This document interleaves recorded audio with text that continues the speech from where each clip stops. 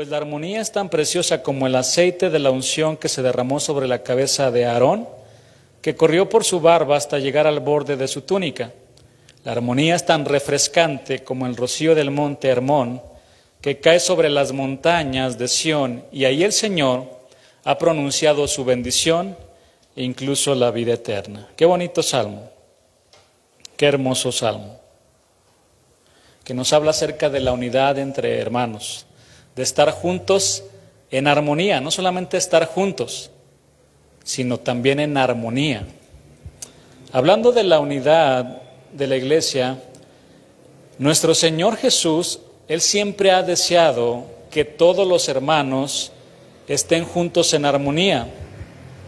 Sabemos que el hombre ha puesto los apellidos, que los pentecostales, que los calvinistas, que los neopentecostales, que los bautistas, etcétera, que los reformados. Pero la palabra es clara en decir que todos somos cristianos, todos somos cristianos. ¿De qué religión es usted? Somos cristianos. ¿De qué denominación es usted? Somos cristianos. Nos identificamos con nuestro Señor Jesús, con Cristo. Usted nunca verá al Señor en la palabra promoviendo la división de su iglesia. Jamás lo va a ver, jamás lo va a ver. Porque es su iglesia, no es nuestra iglesia.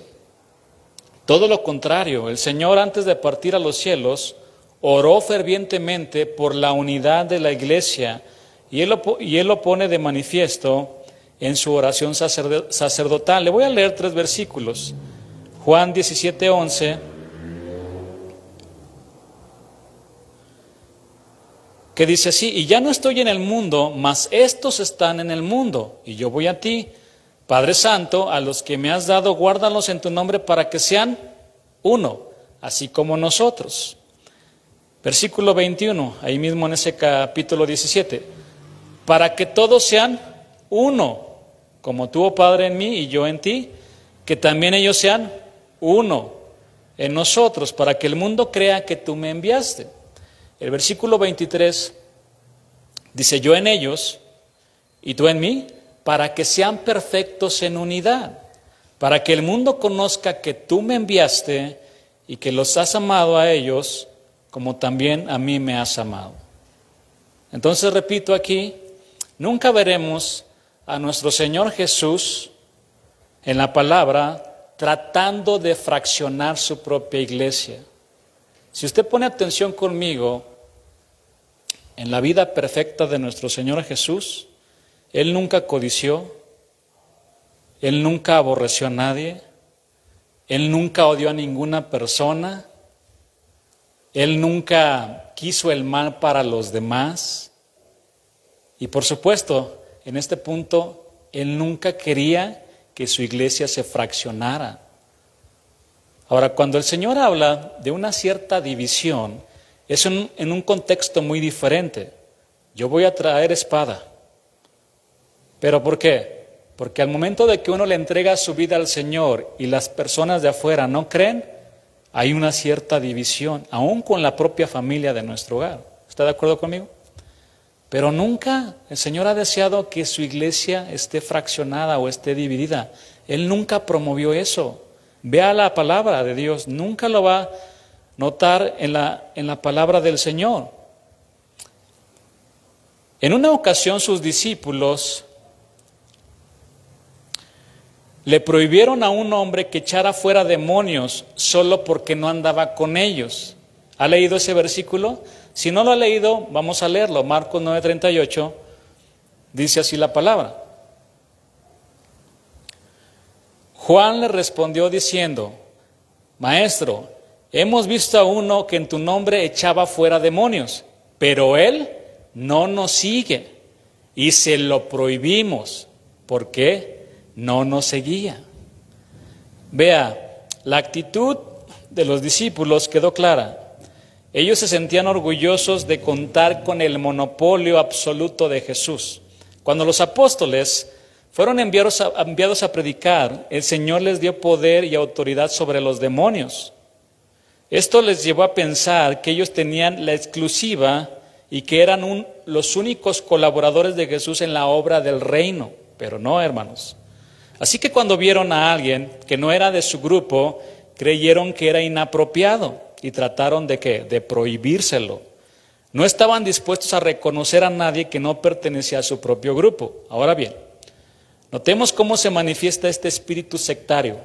La clave está en el motivo por el que los discípulos le prohibieron que siguiera echando fuera demonios. Él no nos seguía, él no andaba con nosotros. Pero mire el versículo 39. ¿Cuál fue la respuesta de esto del Señor Jesús? Y todos los peros son muy importantes del Señor Jesús. ¿Ya se dio cuenta? Vimos los peros también el domingo del Señor Jesús cuando se presentó delante de las iglesias en el libro del Apocalipsis. Y ahora aquí dice, pero Jesús dijo, no se lo prohibáis porque ninguno hay que haga milagro en mi nombre que luego pueda decir mal de mí. La postura del Señor es muy clara. Él no admitía el espíritu sectario de sus discípulos. De hecho, note conmigo que Moisés enfrentó un caso similar cuando un joven vino diciéndole que Eldad y Medad estaban profetizando en el campamento. Vaya conmigo. Quizá no ha leído esto que es muy importante. Vaya conmigo al libro de Números 11, versículo 25.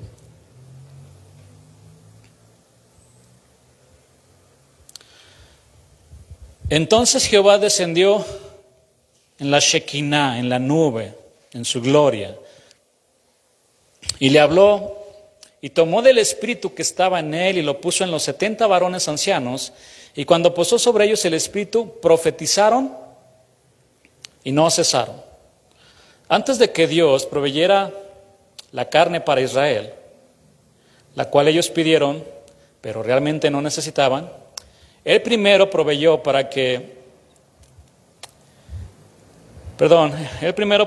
para ellos más líderes y vigilancia. Dice el versículo, y tomó del espíritu que estaba en él y lo puso en los 70 varones ancianos. Para este extendido liderazgo, para hacer el trabajo, ellos necesitaban tener un derrame del Espíritu Santo. Y ellos necesitaban tener el mismo espíritu que estaba en Moisés. Ellos necesitaban tener su misma visión, caminar con su mismo corazón y con su misma actitud. Pero ya conocemos la historia de muchos de ellos también, ¿no? Sobre todo de los hombres que se quejaban de todo y murmuraban en el desierto y bla, bla, bla, bla.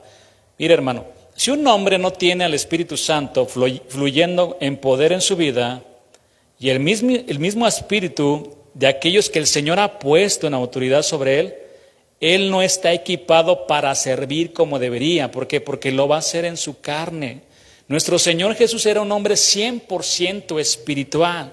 Por eso les digo que nunca pecó. Nunca pecó nuestro Señor Jesús. Era un hombre 100% espiritual. 100%. Y nosotros también tenemos que ser hombres espirituales, no hombres carnales, no hombres que pensemos como los del mundo. Tenemos que ser hombres como nuestro Señor Jesús, hombres espirituales, y para eso necesitamos la vida de Dios que viene del cielo, que viene de nuestro Señor Jesús y de su Espíritu Santo, para ser hombres espirituales. De otra manera, lo único que vamos a lograr es ser tropiezo y no ser de bendición a nadie. Si andamos en la carne, si andamos en los deseos de nuestra carne, no vamos a ser de bendición, vamos a ser un obstáculo. Pero lea conmigo el versículo 26. Y habían quedado en el campamento 2 varones llamados, el uno Eldad y el otro Medad. ¿Usted Medad o Ledad? Están interesantes sus nombres, ¿no? Eldad y el otro Medad. Eldad y Medad, sobre los cuales también reposó el Espíritu. Estaban estos entre los inscritos, pero no habían venido al tabernáculo, y profetizaron en el campamento. O sea, el Espíritu Santo cayó así como en el Pentecostés, que inclusive a los que estaban fuera los llenó. ¿Puede ver conmigo esto en la palabra? y profetizaron en el campamento. La operación del Espíritu Santo no era limitada a una geografía particular. Incluso estos dos hombres que no estaban con el resto de los 70 ancianos estaban llenos con el Espíritu Santo. Números 11:27 dice, y corrió un joven y dio aviso a Moisés y dijo, Eldad y Medad profetizan en el campamento. Entonces respondió Josué, hijo de Nun, ayudante de Moisés, uno de sus jóvenes, y dijo, Señor mío, Moisés, impídelos. Y Moisés le respondió, ¿tienes tú celos por mí? Ojalá todo el pueblo de Jehová fuese profeta y que Jehová pusiera su espíritu sobre ellos. Josué, cuando se enteró de esto, funcionó como un buen asistente, como debe de funcionar un buen asistente. Su primera preocupación fue por el ministerio de Moisés y temió que esto podría en alguna manera afectarlo. Ahora bien, ¿podrían Eldad y Medad convertirse en rivales para Moisés? Pregunta. Pero Moisés conocía a estos hombres y entendía que no tenían un corazón divisor. Y Moisés nunca temió de un hombre lleno genuinamente del Espíritu. Jamás lo iba a ver como su rival o como su competencia, porque sabía que era un hombre también lleno del Espíritu Santo.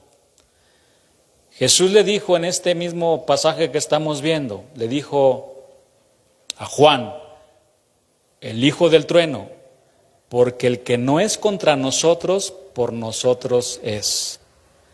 La cuestión de fondo en este pasaje es que los discípulos miraban a este hombre como su enemigo solo porque no andaba con ellos. Es que no piensa como yo, es que no tiene mi misma doctrina, es que, etcétera. Igual, yo creo que hasta le tenían envidia a este hombre, porque ellos previamente no habían podido liberar a un hombre endemoniado, y a este sí lo vieron echando fuera un demonio. ¿Cómo que tú sí? Ese milagro ya lo enseñamos un domingo, en donde un muchacho endemoniado llegó delante de los discípulos y no pudieron. Y el Señor Jesús lo libera delante de todos y recrimina su incredulidad de todos ellos. Posiblemente ellos tenían esa envidia. Y así hay muchos cristianos envidiosos, ¿sabía? Hay cristianos que envidian los dones de otros cristianos. Así le digo. Yo quisiera predicar mejor que tal persona, yo quisiera hacerlo mejor, o ¿por qué no me ven a mí? Yo tengo más talento y más dones.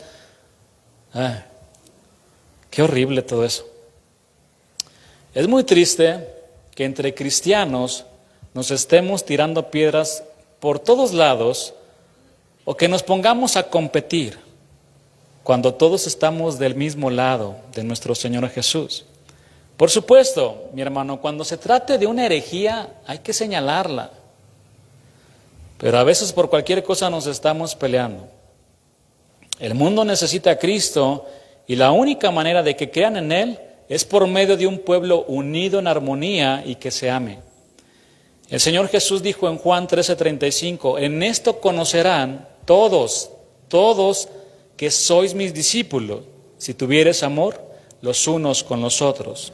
Notemos que el Señor en este versículo no dijo, el mundo sabrá que son mis seguidores porque tienen la mejor doctrina, la mejor enseñanza. Él no dijo eso.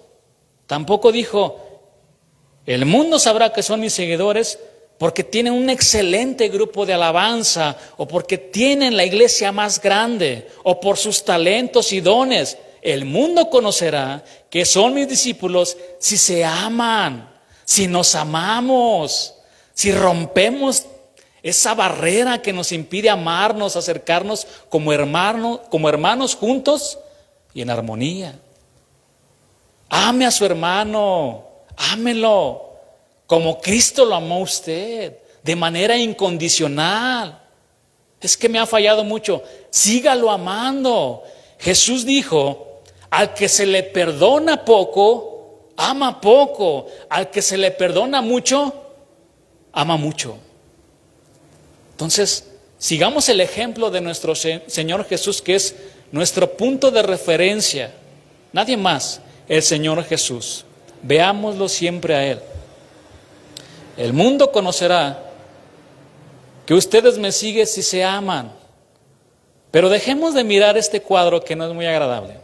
Y ahora contemplemos un cuadro hermoso, lleno de matices extraordinarios y con un fondo que proyecta la delicia de la unidad y armonía entre los hermanos. Nuestro tema de hoy se llama la delicia de la unidad. Vaya conmigo ahora al Salmo 133, versículo 1. Mirad cuán bueno y cuán delicioso es habitar los hermanos juntos en armonía. Mirad, el hebreo, hikne, he aquí, miren, he aquí, miren bien. Hay una traducción en el inglés para esta palabra mirad, que es behold, que significa contemplar, contemplen. Esta palabra mirad, bueno, también a veces habla de estar alertas, pero en este caso no. Aquí nos habla de un gran asombro y de maravillarse ante algo o alguien.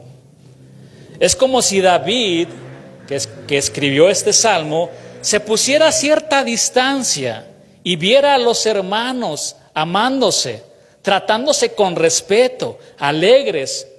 Él no vio ninguna fisura de separación entre esa unidad, entre esa armonía.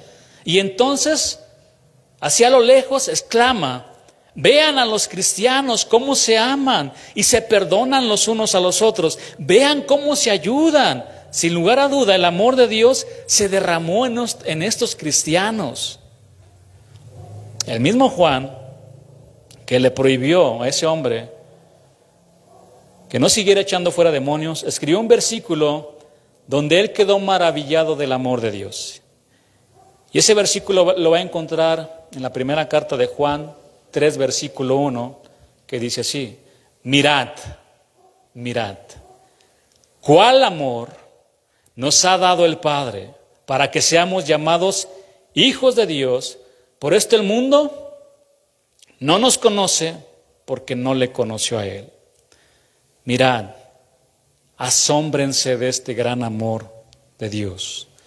Después de maravillarnos del asombroso amor de Dios, deberíamos de maravillarnos en un segundo lugar de la unidad entre hermanos, porque es algo bueno y delicioso, dice el salmista. Mirad cuán bueno y cuán delicioso es habitar los hermanos juntos en armonía. Permítame darle algunas palabras en hebreo. Bueno, la palabra es top. Significa abundancia de bondad, acepto, agradable, alegrar, contento, feliz, gozar, hermoso, humanamente, mejor, tesoro. Es como si el salmista estuviera diciendo: mirad cuánta abundancia de felicidad hay entre los hermanos. Míralos qué contentos están. Contémplalos cómo se gozan. La palabra delicioso, naim en el hebreo, significa delicia, dulce y suave. Mirad cómo son suaves en su trato, cómo se respetan, cómo son muy dulces en su manera de dirigirse. A mí se me antoja estar en esa iglesia, no sé usted. No en las del Apocalipsis que vimos el domingo, en esta sí. Habitar, yashab en el hebreo. Sentarse en un lugar sin moverse, morar, permanecer, establecerse, acampar, acostumbrar, afirmar, habitar, pasar, persistir, vivir. Habitar con los hermanos. Yo les comentaba precisamente el domingo, ¿y quién se quiere mover de un lugar donde se siente aceptado y amado? Yo no. Yo podría pasar aquí el tiempo hablando con ustedes de la palabra de Dios, porque Yo me siento así en este lugar, no sé usted, pero yo así me siento. Primero, acepto en el amado que es nuestro Señor Jesús. Y después, entre ustedes, me siento aceptado y amado. Por eso a mí no me gustaría irme de este lugar.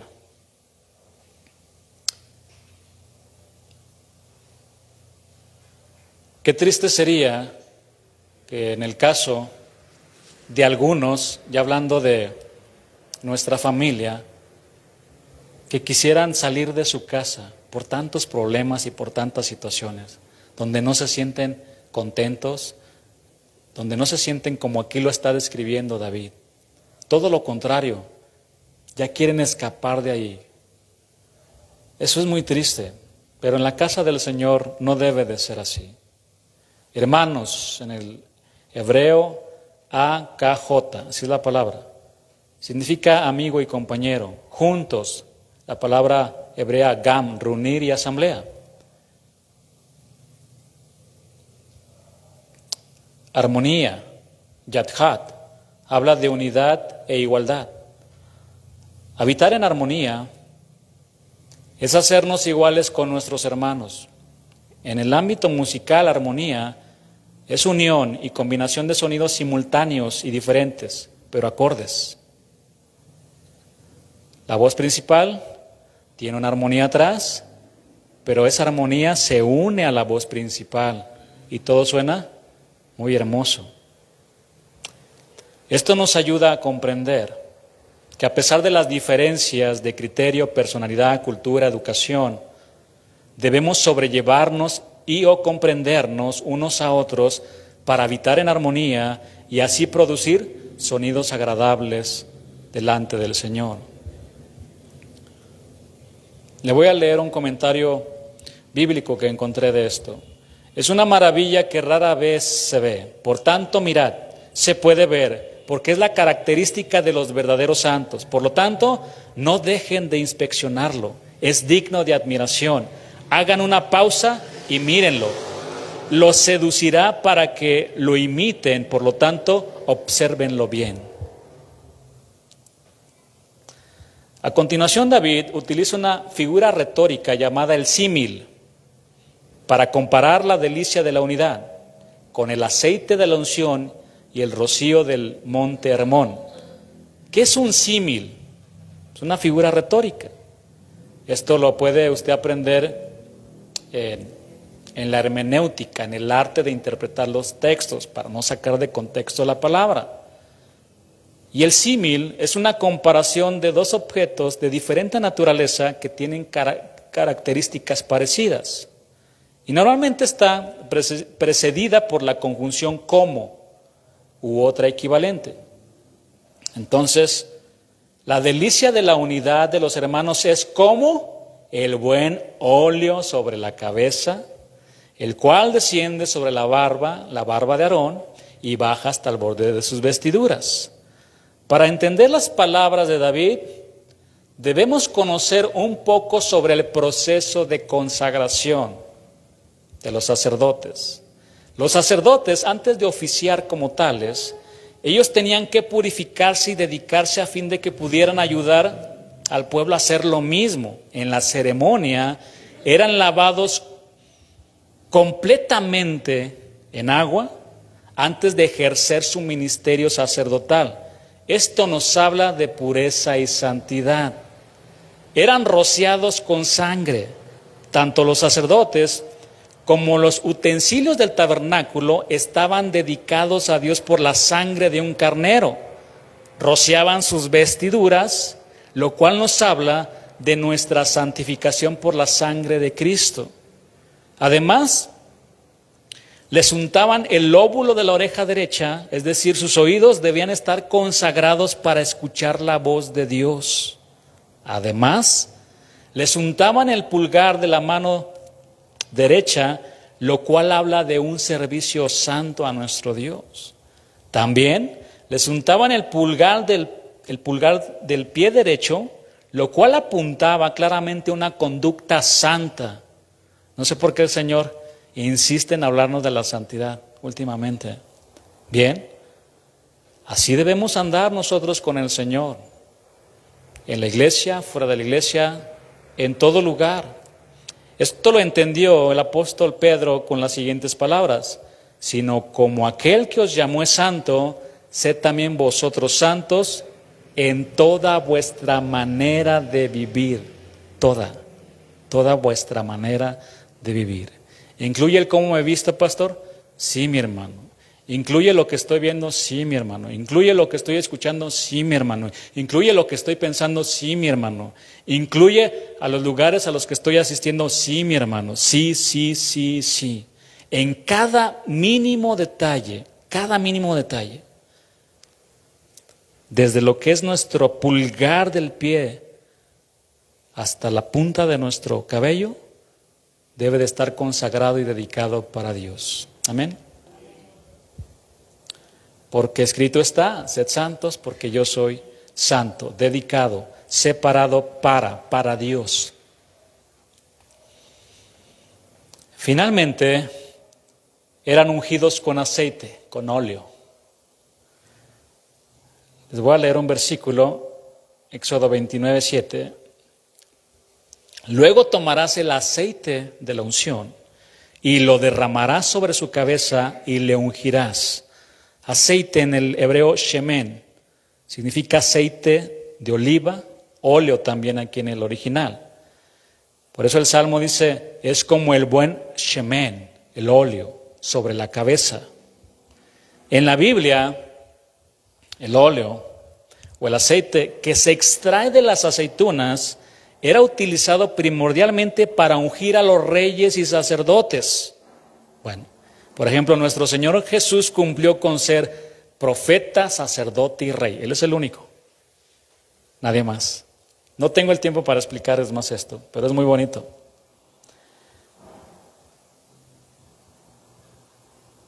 Ungir reyes y sacerdotes, simbolizando que, mi hermano, su consagración y autoridad divina. El aceite de oliva era extraído de aceites machacadas en el molino. Casi la tercera parte de la pulpa de la aceituna es aceite. Entonces, en aquellos tiempos, el primer aceite extraído, primero machacaban una vez, era para la unción de los sacerdotes y para el candelero.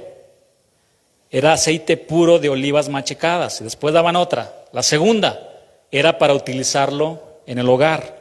Y la tercera era para uso de lámparas también. Se utilizaba. Vean todo lo que hay en esto. Lo primero y lo más puro es para Dios. Después, la familia. Y la tercera era para lo demás. La unción del óleo sobre Aarón tenía relevante importancia, puesto que el sumo sacerdote tenía deberes especiales que ningún otro sacerdote debía cumplir. Solo él podía entrar en el lugar santísimo. Por lo tanto, estaba a cargo de todos los demás sacerdotes. Y es interesante observar que la única unción que se nota y está en una forma específica es la de Aarón. Se menciona la unción de sus hijos, pero no en la misma manera que la de su padre, pues en ninguna parte de la Escritura hallamos la unción de los hijos de Aarón, de modo tan descriptivo como cuando él fue ungido. Y esto lo podemos comprobar con el Salmo 133, que destaca esta función especial de Aarón por ser tipo de Cristo como el ungido de Dios.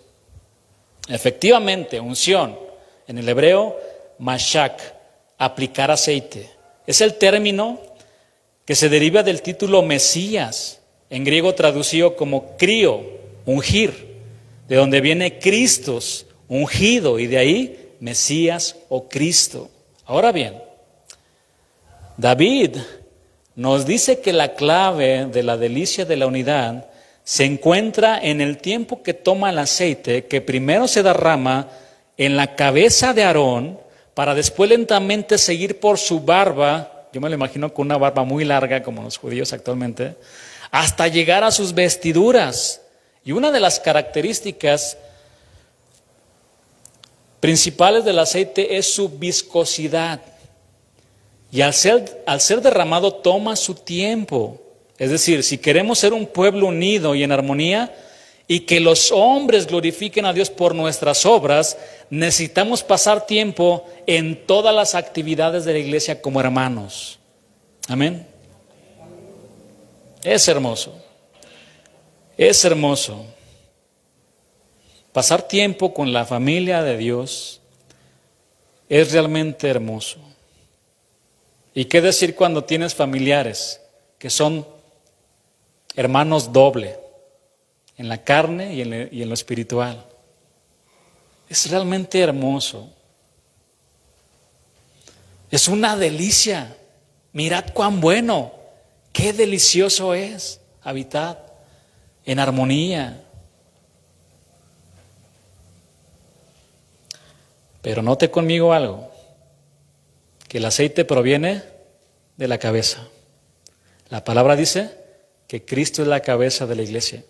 Por lo tanto, necesitamos al Señor para estar fuertemente unidos, porque cordón de 3 dobleces no se rompe fácilmente, no se separa fácilmente. Si Cristo es la cabeza de la iglesia y nos gobierna, es como ese cordón que no se rompe fácilmente. Todos nosotros lo que hagamos en la carne no va a funcionar. Tiene que venir de la cabeza. Es que la cuerda de 3 hilos no se rompe fácilmente. La delicia de la unidad también es como símil el rocío de los montes.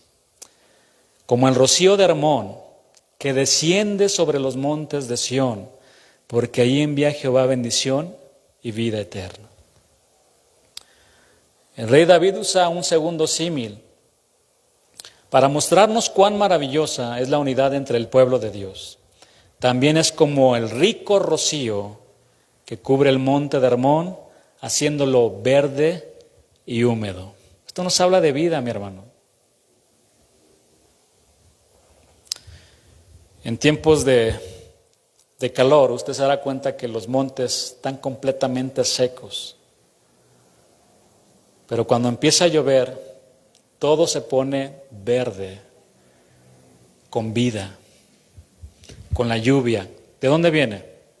De arriba. Viene de arriba. Viene de lo alto, del Padre de las luces, dice la palabra, del Padre que creó las estrellas, se lee en otra traducción. Es un claro contraste con el desierto seco. ¿Cómo está su vida, mi hermano? ¿Como un sequedal? ¿O está como un monte verde que tiene muchos árboles de diferentes frutos?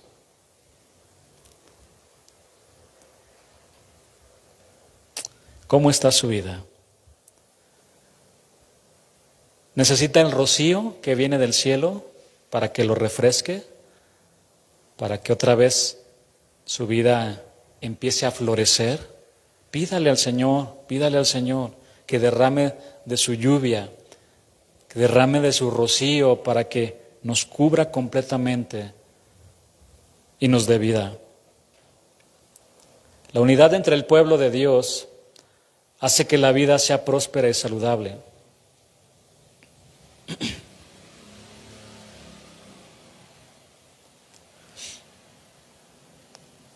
Próspera y saludable.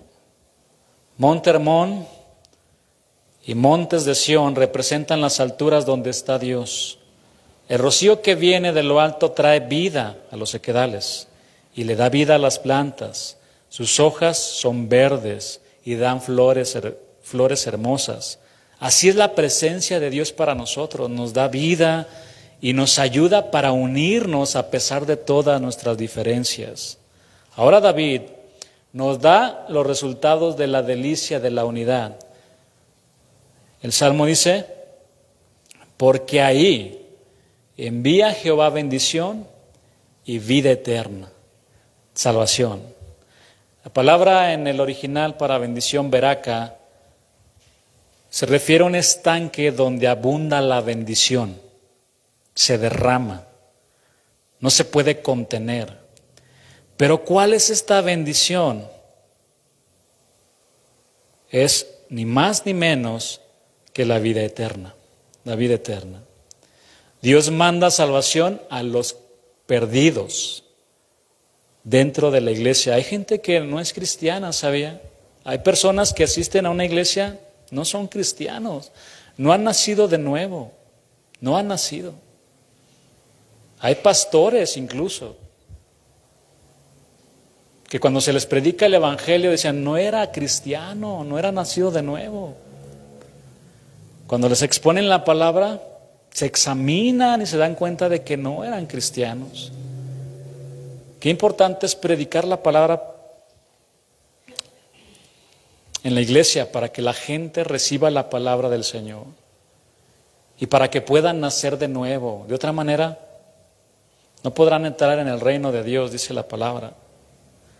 Y Dios manda, ahí donde están los hermanos unidos, están juntos en armonía, todos alabando. Miren qué hermoso, que todos nosotros en un mismo sentir pudiéramos, por ejemplo, alabar a Dios. Todos cantarle con gozo, con alegría en la iglesia. Ahora es que Él no lo hace, yo no lo hago. No, hermano, usted decida hacerlo. Porque uno es el que debe de comenzar. Y lo hacemos para Dios, ¿no? Pero qué hermoso sería que todos en el mismo sentir, adorando a Dios, concentrados para escuchar su palabra. Y el Señor envía bendición y vida eterna. La lección para nosotros de esta delicia de la unidad es que como cristianos procuremos siempre buscar la unidad como hermanos, así como nos exhorta el apóstol Pablo en su carta a los Efesios. Vaya conmigo.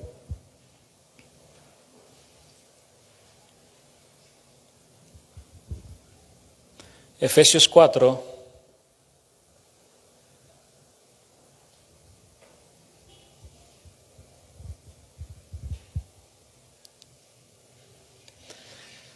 Dice así la palabra: yo pues, preso en el Señor, os ruego que andéis como es digno de la vocación con que fuisteis llamados, con toda humildad y mansedumbre, soportándoos con paciencia los unos a los otros en amor. Soportar al hermano, colocar tu hombro sobre él, sopórtalo, aguántalo, cárgalo. Cuando él esté débil, ayúdalo. Solícitos, prestos en guardar la unidad del Espíritu en el vínculo de la paz, un cuerpo y un espíritu, como fuisteis llamados, también llamados en una misma esperanza de vuestra vocación, un Señor, una fe, un bautismo, un Dios y Padre de todos, el cual es sobre todos y por todos y en todos. Amén. La delicia de la unidad. Por eso les hacía la pregunta en el grupo: ¿usted disfruta de la presencia de Dios en la iglesia? ¿Usted disfruta platicar con su hermano de su presencia en la iglesia? Yo sí disfruto mucho eso.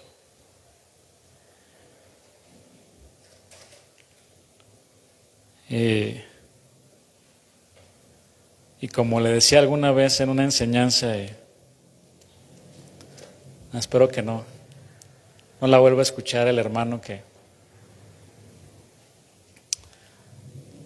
escuchó mis palabras, que dije, pues aunque usted no me quiera escuchar ni ver, o que no es el caso, ¿verdad? Como si algún día nos vamos a ver todos en el cielo.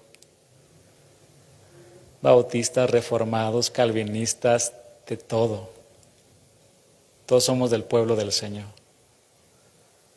Es que ya, ahorita ya me deshice del pastor. Allá me lo voy a encontrar, hermano, arriba.